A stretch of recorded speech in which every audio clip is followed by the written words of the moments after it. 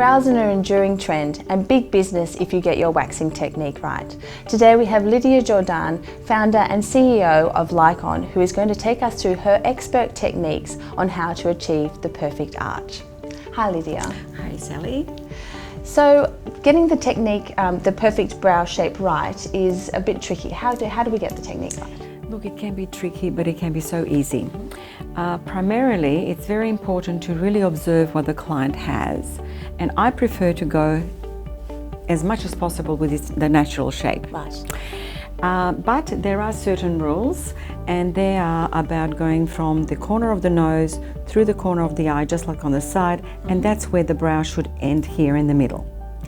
Then across the iris, again from the corner of the nose over the iris, and that's where the peak should be, and then to the end of the brow should be exactly there. But still, sometimes it's really a much better way to actually use your own judgment, what suits that face, and less upkeep for the client. Great. And how do we prepare the skin, because it is a sensitive area? We need to clean the skin with Lycotane skin cleanser. Right, it has a hospital grade disinfectant, and you just need a little bit, and you simply just wipe over the brow really thoroughly.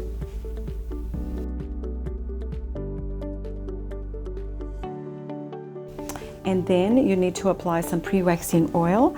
Okay. The pre-waxing oil is something that will protect the skin from the wax, because wax dries and contracts and it can hold onto the skin. So by applying just a minute amount of pre-waxing oil, you will protect the skin and you won't have any problem with removing the skin at all, just the hair.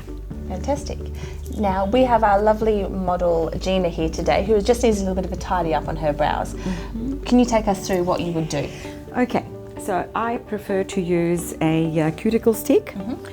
I would apply the wax first of all with the hair growth. Right. And usually hot wax is applied against the hair growth, but to really create a really good shape, I always recommend to apply the wax with the hair growth. So both ways as well, in the middle with the hair growth. And so then this cuticle stick just is a finer It's technique. fine, it's got a really lovely point, so you can get into a lot of detail with the point. Yeah. And you can also do the top just exactly the same way. And the second time around, you actually apply the wax against the hair growth to lift up a lot of the little hairs into the wax, so the wax will remove the hairs, because it's really quite amazing how many hairs you cannot see. Absolutely. And what kind of wax do you use? The one I'm going to use on the eyebrows is the LYCOJET Lycon wax. There are two types, but the one I'm using is the lavender one. Nice. Lavender is very... Smells beautiful. Yeah, thank you. It's very soothing, it's very gentle on the skin, but the great thing about the LYCOJET waxes is that you can reapply them lots and lots of times on the skin. Just keep on reapplying the pre-waxing oil to make sure the skin is always protected. So Lydia, is there anything that a therapist should look out for when waxing the brows? Definitely. A lot of people will have scarring in their eyebrows. They're not aware of that. So before a therapist starts to wax the brows, she should really check that and advise the client if they have some scarring there. Because once you have applied the wax and you remove it, she may think that you have actually removed hair that you shouldn't have. So Lydia, is there anything that a therapist should ask their client about their skin conditions before you start waxing? Definitely, but it all depends also on the type of wax you're using. Right. So many therapists do use strip wax on the face.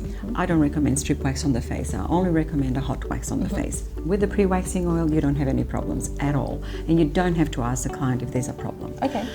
The sort of typical thing that you would be concerned about is if they're using products with retina A, Accutane, that would thin the skin and affect the skin in such a way that could be more sensitive to waxing.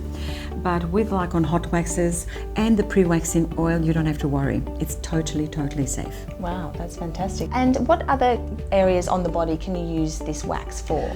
On all the sensitive areas, bikini, underarms, Brazilian, this is the only thing you need, you know. And also, if you leave some hair behind on legs after strip waxing, the LYCOJET waxes will remove hair as short as 1 millimeter, so you don't have to leave any straggly hairs behind anywhere.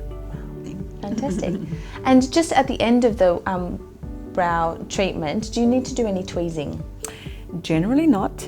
But again, that depends on the therapist and how skilled she is to get the wax really close to where the shape is. But yes, sometimes you would need to. Just the odd one. Yeah, that's right. Great. Thank you so much, Lydia. Thank you so much. For more techniques like this, keep watching PBTV, the only destination for professional beauty advice.